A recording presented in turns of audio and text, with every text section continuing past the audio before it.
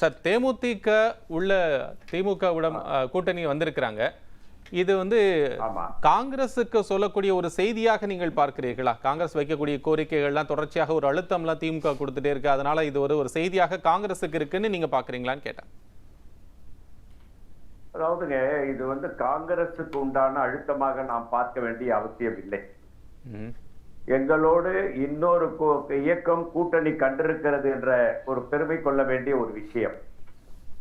இதுல தேமுதிக என்பது மரியாதைக்குரிய திரு விஜயகாந்த் அவர்கள் மக்களிடத்திலே ஒரு செல்வாக்குள்ள தலைவராக இருந்தால், இதுவரையில் அவர்கள் பிஜேபியின் பக்கம், அதிமுக பக்கம் இருந்தவர்கள் இன்றைக்கு திமுக கூட்டணி பக்கம் வந்திருப்பது என்பது வரவேற்கக்கூடியது.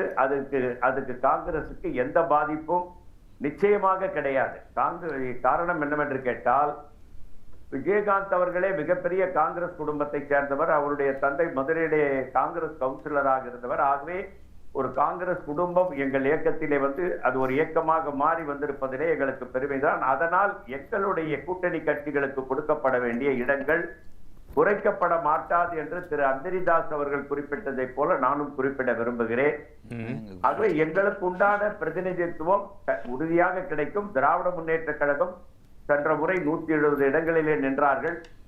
அவர்கள் பரந்த மனப்பான்மையோடு தங்களுடைய சீட்டுகளிலிருந்து கொடுக்க வேண்டும் என்ற ஒரு எண்ணத்தின் அடிப்படையில் தான் அவர்களை சேர்த்துக் கொண்டிருக்கிறார்கள் என்று நான் உறுதியாக நம்புகிறேன்.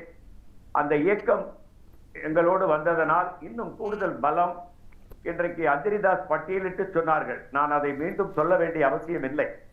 என்னென்ன குறைபாடுகள் இங்கே இருக்கிறது என்பதை அவர் நீண்ட வரிசை பட்டியலிட்டார். நான் பட்டியலிட வேண்டும் என்பதெல்லாம் என் அன்பு சகோதரர் அந்தரிதாஸ் அவர்கள் பட்டியலிட்ட காரணத்தினாலே இதெல்லாம் மிகப்பெரிய குறைபாடுகள் இன்றைக்கு மக்கள் மத்தியிலே, அதுவும் குறிப்பாக தமிழக மக்கள் மத்தியிலே இன்றைக்கு உலா வந்து கொண்டிருக்கிறது. பிஜேபி இங்கே எப்போதும் கால் ஊன்ற முடியாது. ஆகவே பிஜேபி, அதிமுக என்ற இயக்கம் பிஜேபியோடு சேர்ந்து இன்னும் தன்னை தரைத்தாழ்த்தி கொண்டது. காரணம், தமிழ்நாட்டில் பிஜேபி என்ற இயக்கத்திற்கு ஒரு கால் பதிக்க கூட இங்கே இடமில்லை. சென்ற முறை 4 இடங்களிலே அவர்கள் வெற்றி பெற்றார்கள், நான் மறுக்கவில்லை. ஆனாலும் அந்த வெற்றி என்பது அண்ணா திராவிட முன்னேற்ற கழகம். அந்த வெற்றி என்பது அன்றைக்கு அம்மையார் ஜெயலலிதா பெயரை சொல்லி, எம்ஜிஆர் பெயரை சொல்லி, அவர்களுக்குள்ள அந்த நன்மைகளை வைத்து, அவர்கள் செய்த நன்மைகளை சொல்லி, அந்த ஆளுமைகள் பெயர்களை சொல்லி வெற்றி பெற்றார்கள். இன்றைக்கு அப்படி சொல்ல முடியாது. திரு அந்தரிதாஸ் எல்லாத்தையும் பட்டியலிட்டாரு. ஆகவே அந்த பட்டியல் பிஜேபி மீது தான் குற்றம் சுமத்துகிறது. ஆகவே இவர்கள் அவர்களோடு சேர்ந்து தன்னையும் புதைக்குழியில் போய் மாட்டிக்கொண்டார்களே என்ற அதிமுக மீது எனக்கு வருத்தமாக இருக்கிறது. ஆகவே நாங்கள் 200 இடங்களுக்கு மேல் எங்கள் கூட்டணி வெற்றி பெறும் என்பதிலே எந்த சந்தேகமும் இல்லை. பிரேமலதா அவர்கள் எங்கள் இயக்கத்தில் வந்தது காங்கிரசிற்கு சந்தோஷமே தவிர, மகிழ்ச்சியே தவிர அதில் எங்களுக்கு எந்த வருத்தமும் இல்லை. அதனால் எங்களுக்கு எந்த பாதிப்பும் இல்லை. பொன் கிருஷ்ணமூர்த்தி சார், நிறைவா உங்ககிட்ட கேட்க விரும்புறது, நீங்கள் இந்த கூட்டணி தொடர்கிறீர்கள் என்று சொல்லியிருந்தாங்க. திரு கேசிவி வந்ததுக்கு அப்புறமே இது உறுதியாயிடுச்சு, அதை பத்தி வெளியே யாரும் பேசக்கூடாது அப்படிங்கறத உறுதிப்படுத்தியிருக்காங்க.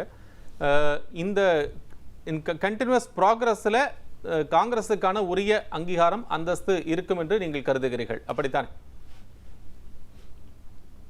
திராவிட முன்னேற்ற கழகம் இங்கே ஒரு மதசார்பற்ற ஒரு ஆட்சியை நிறுவ முயற்சி செய்கிறது. எங்களுடைய சித்தாந்தம் மதசார்பற்ற சித்தாந்தம். அந்த சித்தாந்தத்தின் ஒரே புள்ளியில் தான் நாங்கள் இணைந்திருக்கிறோம். எங்களுக்கு உரிய சீட்டுக்களை திராவிட முன்னேற்ற கழகம் கொடுக்கும். அவர்கள் 170 நின்ற காரணத்தினால் எல்லோருக்கும் 6 சீட்டு கொடுத்தார்கள். மதிமுக, கம்யூனிஸ்டுகளுக்கெல்லாம், விடுதலை சிறுத்தைகளுக்கு. அதே போன்று அம்மையார் பிரேமலதாவுக்கும் 6 சீட்டுகள் என்று நான் கேள்விப்பட்டேன். அவர்கள் 170 இடங்களில் நின்றதனால் அதிலே 6 சீட்டை கொடுத்து விட்டால் மற்றவர்களுக்கு எந்த பிரச்சனையும் இருப்பதற்குண்டான வாய்ப்பில்லை. 1-2 கூடுதலாக சில பேர் கேட்கிறார்கள். அதை பிரித்து கொடுப்பதிலும் முதல்வர் ஸ்டாலின் அவர்கள் தயக்கம் காட்ட மாட்டார்கள் என்ற நம்பிக்கை எனக்கு இருக்கிறது. காரணம், அவருடைய ஒரே எண்ணம் மதசார்பற்ற ஒரு தமிழகத்தையாவது நாம் மதசார்பற்ற இந்தியாவை உருவாக்க வேண்டும் என்று நாங்கள் குரல் கொடுத்துக் கொண்டிருக்கிறோம். அட்லீஸ்ட் அதற்கு முதல் படியாக தமிழகத்திலே அதை மறுபடியும் மீண்டும் மீண்டும் நாங்கள் நிறுவ வேண்டும் என்று ஆசைப்படுகிறோம். அதை திரு மு க ஸ்டாலின் அவர்கள் மனமோந்து செய்வார் என்ற நம்பிக்கை இருக்கிறது. அவர் ஒரு பிளெக்சிபிள் லீடராக தெரிகிறார். ஆகவே இது நிறைவேறும் என்று நாங்கள் உறுதியோடு நம்புகிறோம். அத்தனை கூட்டணி கட்சிகளுக்கும் தன்னை குறைத்துக் கொண்டு கூட அவர்களை மன திருப்தி செய்வார் என்ற நம்பிக்கை எனக்கு இருக்கிறது. Okay sir.